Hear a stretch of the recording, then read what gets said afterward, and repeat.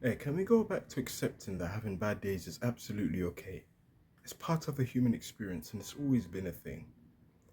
This constant need and pursuit to want to chase happiness all the time is so ironic because it's going to make you more sad anyway, and there's nothing wrong with being sad. That sadness is just a response to tell you that what you're doing is wrong, and it's absolutely fine and okay to feel sad. If you're happy all the time, you're an absolute psychopath. This need to want to chase happiness leads to you chasing pleasurable acts all the time via, maybe watching pornography, sex, binge eating, you name it. Just a life of overall hedonism, fueled by the sole pursuit of wanting to feel happy all the time. But not all pleasurable things are worth being happy about and will make you happy, and we know this all too well. We always want to put this persona on the internet that you're living this perfect life. You want to be perceived like you're perfect. No, you're actually hurting your audience a lot more than you realize doing that. Trying to appear like this perfect person who doesn't have any single flaws. People pedestalize you and then they see you in real life, and then, well, you would be so insecure because you're always fixated on what others think of you. Via them admire you want them to admire your life to such a degree, to which isn't even perfect to begin with. And also makes you a lot more relatable, and that's gonna push people away. Which is funny because you'd think, you know, and I could kind of understand from their standpoint, the creator's standpoint, you know, they want to market their life, they want to inspire, but it's also worth showing the struggles it takes to get to said position, because that's also part of the human experience. But we're forgetting that we always want to appear perfect. It's this constant pressure to have this flashy lifestyle inflation. It just keeps getting higher. There's no limit. It will never stop, will it? Never ever stop. You need to embrace it. And I think this is the main issue. There's too much information on your phone. There's too much shit going on. There's too much things on Instagram all at once. My journal, I think it was my second journal cover, stated that good things take time to happen. The sweetest fruits requires of the sweetest patience, and it's so true. A beautiful principle which should be applied to all realms in life. But the problem is with social media now, there's just too much access. There's too much access to all the hottest women in the world in a snap of a second. But if you were to go outside, let's say we were going for a walk, hey, it may take you 30 minutes to find two 10 out of 10 beauties in your local area. You're able to access that all at once, and you can plausibly have sex online with the hottest women in the world, which is, it's too much information at once, and you can't process it on time. Process it, in a, I don't even know, man. It's just not normal, right? We all want to be perfect. It's normal to have bad days. Guys, I had a bad day today. I'm not even gonna lie to you, man. I did what I'm supposed to do as a man. I plan my days, do my schedules. But some days just suck, man. And that's fine. Sometimes the chemicals in your brain, they're just like, nah, man, I'm not feeling today. It's normal. Guys, it's normal. It's good to have bad days. It's okay to be bored. And when you're bored, what we do nowadays is we're so dopamine hungry. There's too much candies in a metaphorical sense. There's too much sunshine and rainbows. This is why I'm big on you guys turning your phone to grayscale mode. And I made that video last year why I turned my phone to grayscale mode, which I still do. Helps me a lot.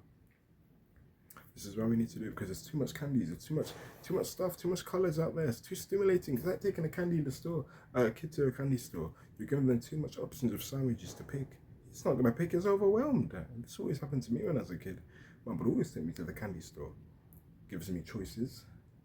I'm overwhelmed, like they're in the headlights. What do I pick? What do I pick? Mum limits the options. So I guess you could also argue freedom could be the limitation of choice, which is very ironic. I guess I know it's kind of counterintuitive.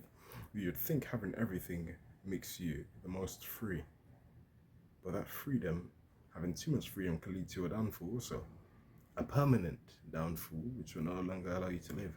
For example, me jumping off the window over there, the window of my house. As you can hear trucks. The window's open. There's nothing stopping me from jumping off the window. That's too much freedom. That's where it becomes dangerous. So we need to limit ourselves, and it's okay. I need to limit myself. In the context of that, let's just delve deeper into that. let's say you reach some level of attractiveness, you're able to attract any woman you please now. Well, if you were to have intercourse with all of these women, well, we know there's sex is not just the physical, there's spiritual aspects to it also.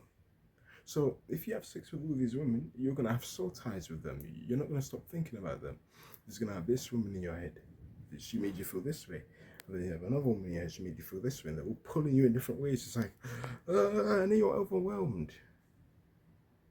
That too much, you gave yourself too much freedom, and ironically, you feel stuck now. You can't think. You can't think straight. Let's say you were to have, you have all the money in the world, and let's say you worked for that. You are irresponsible with that money. You didn't restrict yourself in principles. You know, things that you accept and things that you can't accept, right? And you're now like a dog off a leash. You're just flaunting your money in stupid things that you don't really need. You buy 30 cars, you're only going to drive in one. You have 30 toilets, you can only sit in one. You have a 50-room mansion, a massive mansion the size of a football pitch. Yeah, but why? You're only one person though. You know, it's not like you're going to bring 50 people to live with you. I mean, you bought it for yourself, right? So just unnecessarily spending your money. You see all the time with famous people, athletes, you know, actors, rappers. They're brilliant at making money, which is an admirable thing also, but they're not good at keeping it. Those are two different things. Something I still need to learn how to do and navigate. I haven't got there yet. I'm just telling you from what I've observed from many people on the internet. But they're good case studies to, you know, which we can learn from. You don't need to be perfect, and the reason why they did feel the need to do that, they wanted to portray this perfect lifestyle. And it's okay to be authentic. To not feel this pressure to have to say that you say that your life is perfect. Because if you won't do it, if you don't have the humility to tell your audience, tell your people that appreciate you for what you've been able to build, your audience, if you will, from their case studies that I just told you, if you're not humble enough to admit that, hey, I have bad days and things are bad, life will do that for you. Life will do it to you. As shown with these case studies, athletes, rappers, spending all that money till they go bankrupt, and then their flaws or their bad days are forced upon your audience. How ironic is that?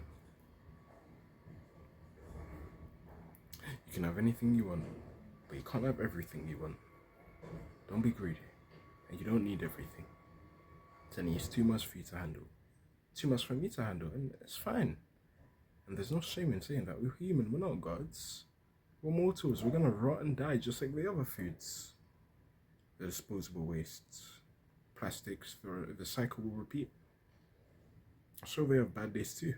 Not that they're living, but bad experiences, getting tossed in the wayside, thrown in the sea.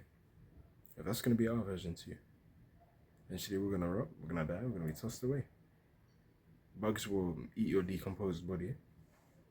For some, you may be even thrown into ash, who knows? Guess it's up to you. Telling them how you wish to no longer, or just be how your funeral would be. I don't know. It's weird. But yeah, I hope I was able to get my message across. So even then, you see the stuttering. I'm not gonna cut it out. I make mistakes. It's fine. It's normal. It's normal. You're a person. Of course, you're gonna make mistakes. You see, you heard me coughing in the video. Yeah, I coughed. I have a cold. Isn't it a good day today? It was a cloudy day. Sucked. I did what I was supposed to do. Just a bad day today. Days worrying about the future. Oh, where's my life going? It was not the best day. I'm not gonna lie. Mentally, everything's good. My life's pretty good now as a 19-year-old. Not where I want to be, but grateful, doing what I can. But this is just a pretty shitty day, and that's fine. And I want to normalize that again because we've gone astray. So I wanted to tell you, it's normal to have bad days. I have days where I don't record videos on YouTube. I have days when I record and I don't even enjoy recording. I have days I don't want to edit. I'm not even enjoying this day. This day sucks. I'm not even in the best mood now. Many people feel like me in terms of, not having the best day. But they try purposely and helplessly seek that pleasure to feel this need to become happy. They want to be happy with the time you're done. It's okay to be bored. You can sit down, stare at the ceiling, stare at a wall. Really just stare at a wall. You'd be surprised at the things that pop up in your mind. Because you never gave yourself that time to think. This is what makes prisoners so unique. And I'm not encouraging going to prison, of course not. But they have time to actually think now. They have no technology. They can think. I remember when I was in primary school, whenever you do something bad, the teachers would send you to the wall. And it was a very, good thing, looking back, to think about your actions, to reflect how you can become a better person from that. Nowadays, well, at least I'm speaking about my experience in secondary school, they would give us detentions, and let's just say it was very stimulating in terms of people weren't really taking it seriously anymore. I understand you're a teenager, you're a lot more rebellious, and there's people around you that's going to impact the attention. So it became more so a joke area of banter rather than an area to truly reflect. Times have changed. I mean, who am I kidding? I was having fun of those detentions too. I was laughing all the time. Man. Embrace the bad days. Brace for pain. Respond with peace. For only then the surges cease.